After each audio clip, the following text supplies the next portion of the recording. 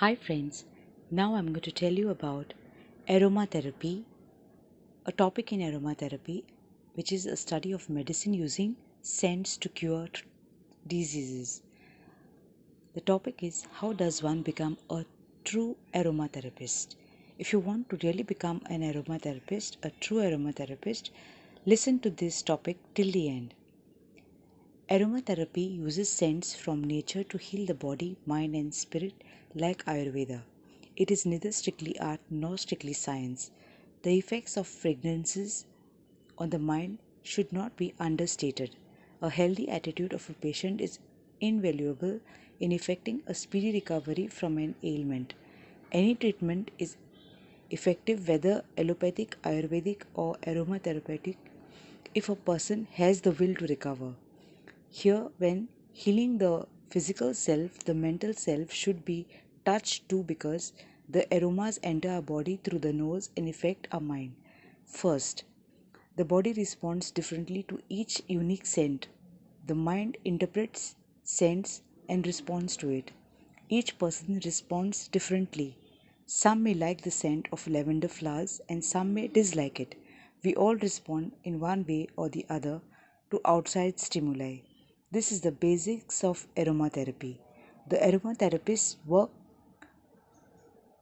to take the natural capacity from for reaction and direct it in a specific way for predetermined results. As people vary, the responses to the scents also vary. We do this by using our experience and response. Our minds remember the scent of a food source which is not present now, so we remember scents as well. We respond in like ways basically with fear, confidence, pride, and love. Everyone knows these emotions. Our emotions are the same like that of our ancestors.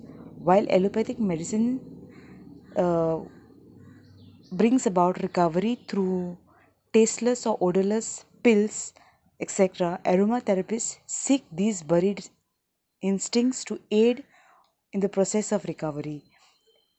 In this may aromatherapy is different from the others. In this way, aromatherapy is different from the others. To touch the inner instinct is to raise a force that is more potent than the experiences of a single lifetime.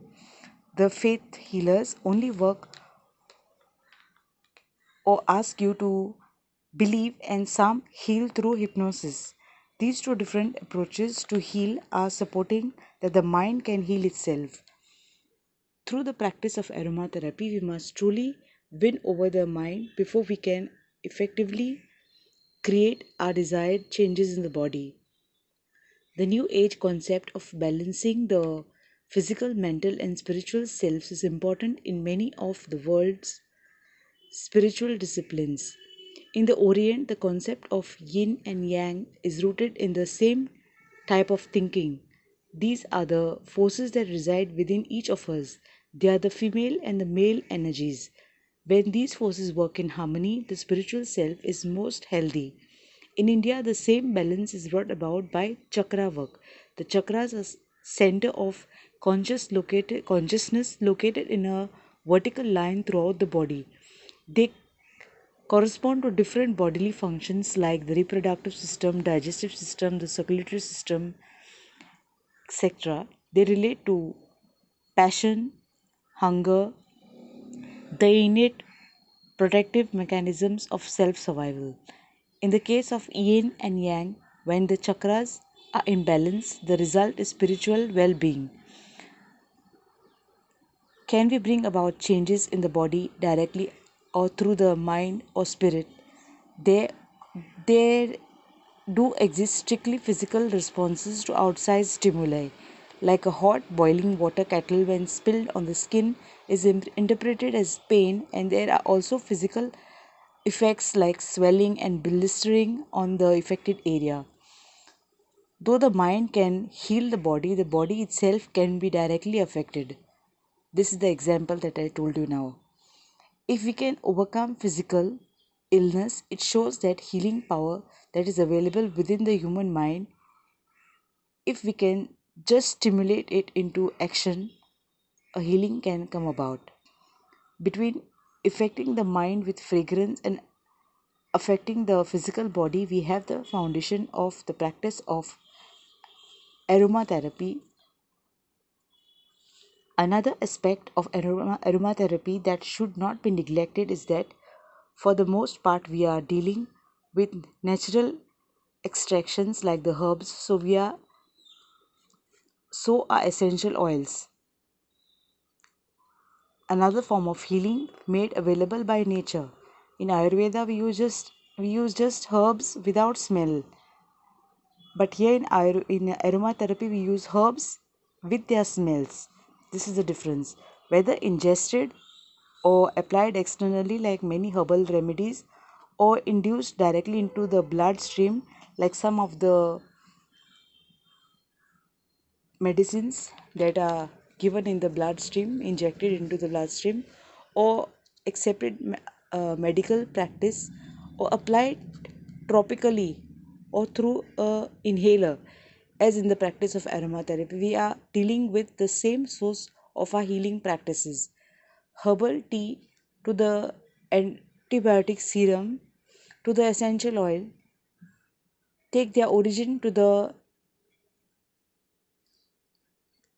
from the nature, take their origin from nature. In aromatherapy, the faculty of inspired action is invariable. Even the formula that is born of inspiration must be treated in accordance with the disciplines of the scientist in order to fulfill its purpose. The magical aromatherapist as well must test the oil blend again and again in order to be assured of its effectiveness. The dedication of the pursuit will be to the little avail if the blend itself is contrary to the purpose. If it doesn't serve the purpose intended to, then it is of no use. To a scientist, the finished product must be a workable blend. It has been well thought of throughout and tested through repeated experiments, as its sound design will only be verified if its eventual application is satisfactory.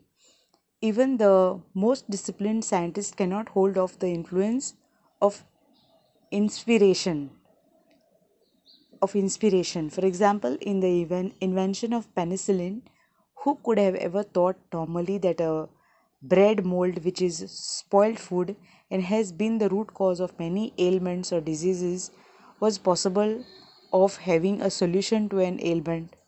A spark of inspiration has led to so called many miracle drugs of our time.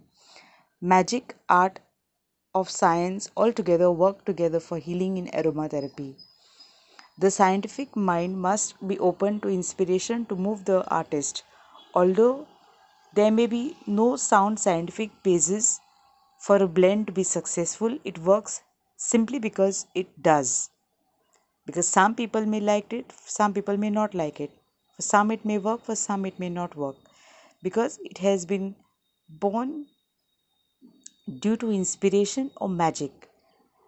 Art, magic, and science is the practical of aromatherapy and largely illusions.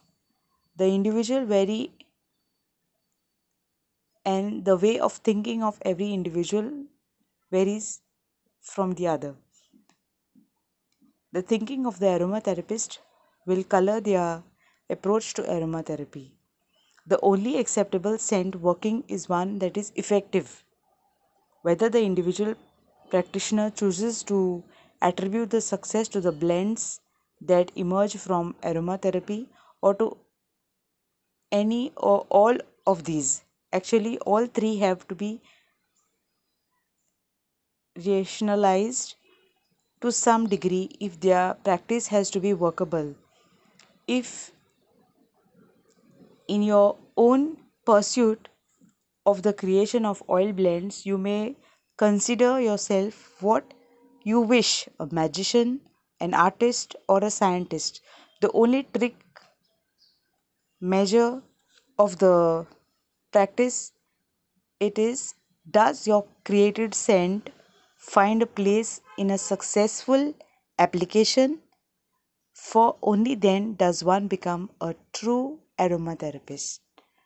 Friends, with this as brief description as I could, I have made up this note to explain to you who is exactly an aromatherapist, what an aromatherapist does, and how an aromatherapist can really be a successful aromatherapist. In the future videos, I will tell you how to make blends of oils, and to be on the safer side, as I told you, always use lesser quantity of the essential oils if you are not sure of the results. And here also it is said you have to try and try again and again to see if you are getting positive results. Then only it is a successful blend and you are a successful aromatherapist. Take care friends. Do like, comment, share and subscribe. Bye.